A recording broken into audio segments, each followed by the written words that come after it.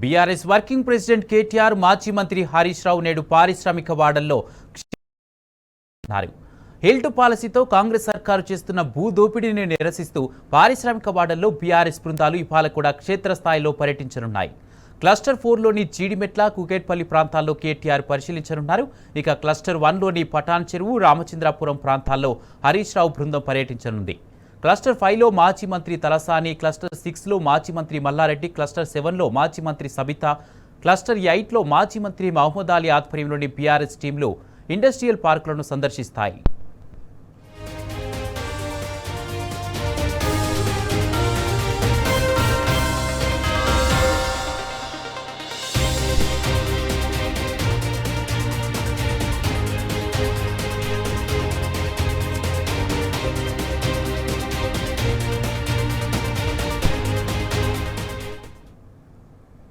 BRS working president KTR, మాజీ మంత్రి హరీష్ రావు నేడు పారిశ్రామిక వాడల్లో క్షేత్ర పరిశీలనకు వెళ్లనున్నారు. ఇదే అంశానికి సంబంధించి పూర్తి అప్డేట్స్ మా ప్రతినిధి లివిల్ లైవ్ ద్వారా అందజేస్తారు. లివిల్, ఈరోజు క్షేత్రస్థాయిలో బీఆర్ఎస్ వర్కింగ్ ప్రెసిడెంట్ కేటీఆర్, మాజీ మంత్రి హరీష్ రావు హిల్ట్ పాలసీకి వ్యతిరేకంగా పర్యటించినట్టుగా తెలుస్తుంది. ఏ ప్రాంతాల్లో పర్యటిస్తున్నారు? దీనికి సంబంధించి పూర్తి అప్డేట్స్ ఏంటి?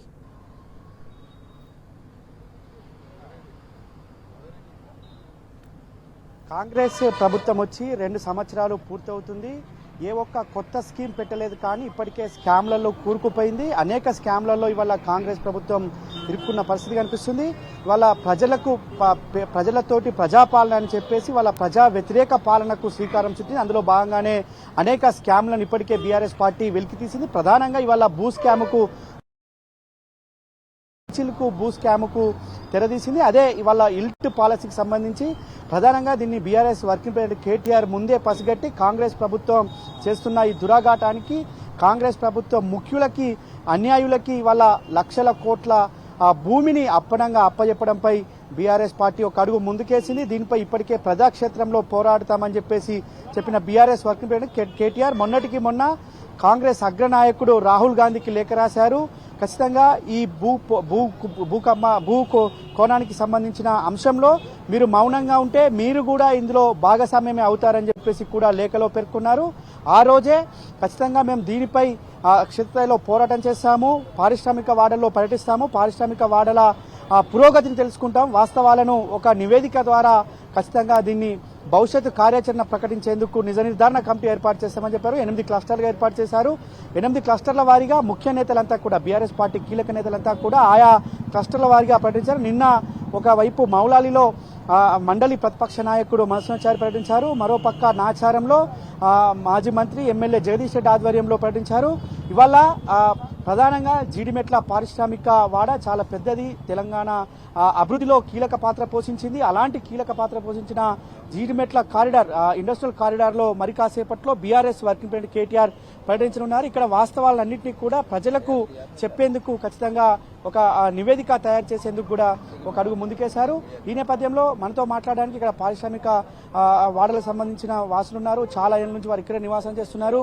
ఇవాళ ఈ పారిశ్రామిక వాడలను తరలించి ఎవరికైతే వారి ముఖ్యులకు ఇస్తే లాభం ఏంటి, ఇవ్వకపోతే నష్టం ఏంటి అనే అంశం పైన కూడా దీనిపై మీరంతా కూడా మనతో మాట్లాడతారు. చెప్పండి అన్న, ఇవాళ ఈ ఇండస్ట్రియల్ కారిడార్ పేరు మీద ఇవాళ ఇల్టు పాలసీ తీసుకొచ్చారు. ఎస్ఆర్ఓ అంటే సబ్ రిజిస్టర్ ఆఫీస్కు ఇచ్చే మార్కెట్ వాల్యూ కంటే ఇవాళ 30% అంటే రూపాయి ఉన్నదని 30 పైసలకే అప్పచెప్పడం ఎట్లా చూడొచ్చు దీన్నంతా?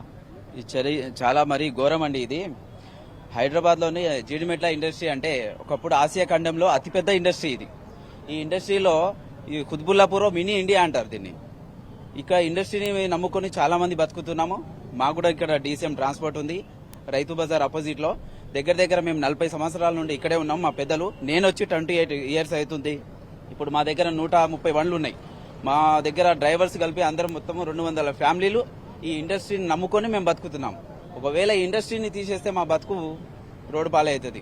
ఇంకోటి, మాకు ట్రక్ పార్కింగ్ కూడా లేదు. ఇక్కడ మేము అడ్డ దగ్గర పెట్టుకుంటాను. ఒక ప్లేస్ సరిపోకపోతే ముందర కొంచెం పెట్టుకుంటే పోలీసు వాళ్ళతో చాలా ఇబ్బంది అవుతుంది. మా ట్రక్ పార్కింగ్ వచ్చి మా అడ్డ దగ్గరకు వచ్చి మరీ 1000 రూపాయల చాలని రాయడం జరుగుతుంది. ఇంకోటి, అవుటర్ రింగ్ రోడ్ లోపల నో ఎంట్రీ అన్నారు. నో ఎంట్రీ టైంలో మేము అవుటర్ బయట సర్వీస్ రోడ్లు చెట్లలో పెట్టుకుంటే అక్కడ నుండి బైక్ మీద పైన వచ్చి వెనకాల నుండి ఫోటో తీసి మరీ 1000 రూపాయలు చాలానే వేస్తారు. మేము బతకడం చాలా కష్టం అయిపోయింది. ఇండస్ట్రీ మాకు ముఖ్యం. ఇండస్ట్రీ ఉండాలి. ఇండస్ట్రీ ఉంటేనే అందరికీ బతుకుదేరు ఉంది. ఇవాళ ప్రధానంగా రూపాయి వాల్యూ ఉన్నదని 30 పైసలకే ఒక ప్రభుత్వ భూములను దాదాపు 4 నుంచి 5 లక్షల కోట్ల వ్యయమయ్యే భూమిని వాళ్ళ ప్రభుత్వ ప్రజాధనాన్ని దుర్వినియోగం చేయడం ఎట్లా చూడొచ్చు? ఇది చాలా మరీ ఘోరం అండి. ఇది అన్యాయం. ఇది గత ప్రభుత్వంలో చాలా మంచిగా బిజినెస్ వచ్చింది, ప్రతి ఒక్కరికి పని దొరికింది, అందరం బతికాము. ఎప్పుడైతే ప్రభుత్వం మారిందో అప్పటి నుండి మాకు బిజినెస్ చాలా డల్ ఉంది. మాదే కాదు, ప్రతి బిజినెస్ డల్ ఉంది. మేము చాలా నష్టపోతున్నాం దీనివల్ల. అన్న మీరు చెప్పండి, ఇవాళ పారిశ్రామిక వాడకు సంబంధించి ప్రధానంగా చర్చ జరుగుతుంది. ఆ చర్చలకు సంబంధించి వాళ్ళ దాదాపు లక్షల కోట్ల కుంభకోణానికి కాంగ్రెస్ ప్రభుత్వం తెరదీసిన నేపథ్యంలో ఇవాళ మరి కాసేపట్లో బీఆర్ఎస్ పార్టీ దీనికి సంబంధించి నిధి నిర్ధారణ కమిటీ ఏర్పాటు చేస్తారు. ఇవాళ ప్రధానంగా ఈ వేల ఎకరాలకు సంబంధించిన అంశం, ఇవాళ లక్షల కోట్లకు వ్యయానికి సంబంధించిన అంశం, ఇది ప్రజాధనాన్ని దుర్వినియోగం చేసింది అనుకోవచ్చా? తప్పకుండా ప్రజాధనాన్ని దుర్వినియోగం చేయడము. అప్పట్లో అందరికీ అలాట్మెంట్ చేసిర్రు ఇక్కడ ఇండస్ట్రీస్. ఈ రోజు ఈ ఇండస్ట్రీస్ బంద్ అయితే, ఇక్కడ మూసివేస్తే లక్షలాది కార్మికులు రోడ్డున పడతారు. వీళ్ళు ఈ భూకుంభకోణం తెరలేపి లక్షల కోట్లు మొత్తం మింగేయాలని పథకం ప్రకారం చేస్తుర్రు. 30% కు రూపాయి, ఇప్పుడు 100 రూపాయలది 30 రూపాయలకు ఎట్లా ఇస్తారండి? ఇది చాలా పెద్ద తప్పు. ప్రభుత్వము ఈ నిర్ణయం వెంటనే రిటర్న్ తీసుకోవాలి. పేద ప్రజల కోసము ఏదైనా సంక్షేమ పథకాలు చేయండి, ఇచ్చిన గ్యారంటీలు అమలు చేయండి. కానీ అడ్డదారిలో వచ్చి ఈ భూకుంభకోణాలు చేసి స్కాములు చేసి, కాంగ్రెస్ అంటేనే స్కాములు, అది మళ్లీ మొదలైంది. ఇప్పుడు ఈ రేవంత్ రెడ్డి ప్రభుత్వం వచ్చిన తర్వాత మొత్తం స్కాములే తప్ప స్కీములు ఏం లేవు. స్కీములు చెప్పిర్రు, స్కాములు చేస్తుర్రు.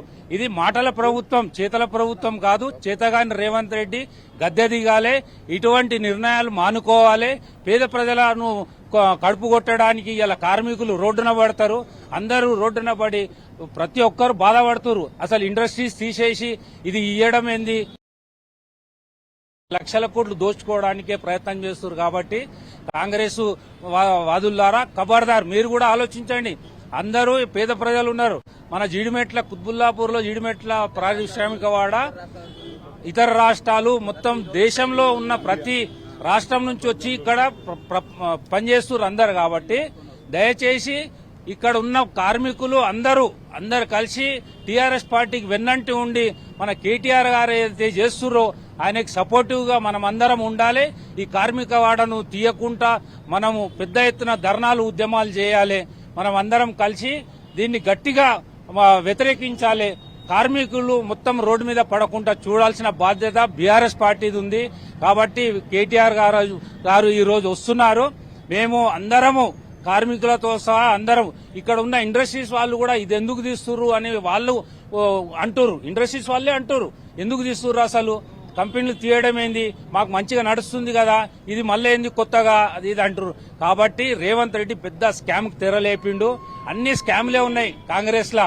ప్రజలకు మేలు చేద్దాము, ఏదైనా మంచి చేద్దామన్న ఆలోచన లేదు. ప్రజలకు 2500 ఇస్తానన్నాడు మహిళలకు, అది ఇయ్యలేదు. కొత్త స్కీములు ఇస్తామని చెప్పిర్రు, కానీ మహిళ 4000 అది అడగొద్దని చెప్పేసి ఇవన్నీ కొత్త నాటకాలు చేస్తున్నారు. కాబట్టి కాంగ్రెస్ పార్టీకి తగిన బుద్ధి చెప్పి రేవంత్ రెడ్డిని గద్దెదించాల్సిన అవసరం ఎంత అయిందో అని మేము కోరుతున్నాం. మీరు చెప్పండి, ఇవాళ ప్రధానంగా గతంలో ఇండస్ట్రియల్ కు సంబంధించిన ల్యాండ్స్ ఇచ్చారు. ల్యాండ్స్ అన్ని వాళ్ళ పరిశ్రమలు నడుస్తున్నాయి. పరిశ్రమలలో తెలంగాణ వాదులు కావచ్చు, ఇతర రాష్ట్రాల నుంచి వచ్చిన వారంతా కూడా ఇక్కడ ఉపాధి పొందుతున్నారు. ఉపాధి పొందుతున్న క్రమంలో ఇవాళ ఒక్కసారిగా ప్రభుత్వం కేవలం అంటే రూపాయి వాల్యూ ఉన్నదాన్ని 30 పైసలకి, అది ఎస్ఆర్ఓ రేటు. అంటే కోకాపేటలో నిన్న చూసుకున్నట్టయితే 1 ఎకరా 140 కోట్లు వలికింది. అలాంటి భూమికి వాల్యూ ఉన్న తరుణంలో ఇవాళ ఈ కాంగ్రెస్ ప్రభుత్వం లక్షల కోట్ల కుంభకోణాన్ని తెరలేసింది. ఈ నేపథ్యంలో ప్రభుత్వ ధరం దుర్వినియోగం అనుకోవచ్చా, లేదంటే అసలు ఈ కుట్ర ఏముంది అనుకోవచ్చు? ఈ కుట్రను అర్థం చేసుకోవాలంటే మనం దీనికి రూట్ కాస్కి వెళ్ళాలండి. 2014లో తెలంగాణ రాష్ట్రం ఏర్పడిన తర్వాత కేసీఆర్ గారు అధికారంలోకి వచ్చిన తర్వాత ఒకవైపు రాష్ట్రాన్ని అభివృద్ధిలో నడిపిస్తూ రెండో వైపు రాష్ట్రం ఒక సంపదను పెంచడం జరిగింది. ఆ రోజు 1,00,000 కోట్లు ఉన్నటువంటి తెలంగాణ బడ్జెట్ ఈ రోజు 3 లక్షల కోట్లకు కేసీఆర్ గారు తీసుకున్నటువంటి నిర్మాణాత్మకమైన ఆలోచనలను బట్టి, నిర్ణయాలను బట్టి 3 లక్షల కోట్లు అయింది. 2 సంవత్సరాలు అయింది రేవంత్ రెడ్డి గారి ప్రభుత్వం అధికారంలోకి వచ్చి. సంపద సృష్టించడం చేతగాక ఆచరణ సాధ్యం కాని హామీలు ఇచ్చి పరిపాలన చేయలేనటువంటి దుస్థితిలో ఈ రోజు రేవంత్ రెడ్డి ప్రభుత్వం ఉంది. అందుకే అది 2 రకాలుగా పనిచేస్తా ఉన్నారు రేవంత్ రెడ్డి. ఒకటి డైవర్షన్ పాలిటిక్స్, రెండోది దోపిడీ.